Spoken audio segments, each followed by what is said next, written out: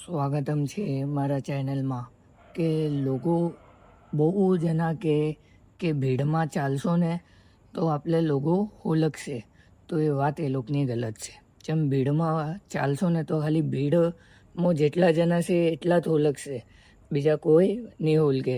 ને ભીડથી અલગ હેડશો ને તો તમને બધા ઓળખશે ને ખબર પડશે કે આ ભીડના સાથે ચાલવાવાળો નથી, આ ભીડથી અલગ ચાલવાવાળો છે માણસ આર્યો. તો એમ આપણે માણસો ઓળખે છે. તો હું એક જ વાત કહું છું કે અત્યારે મને બહુ જણા મળ્યા, એવા મળ્યા કે મારી અત્યારે એડ વગાવતા હતા.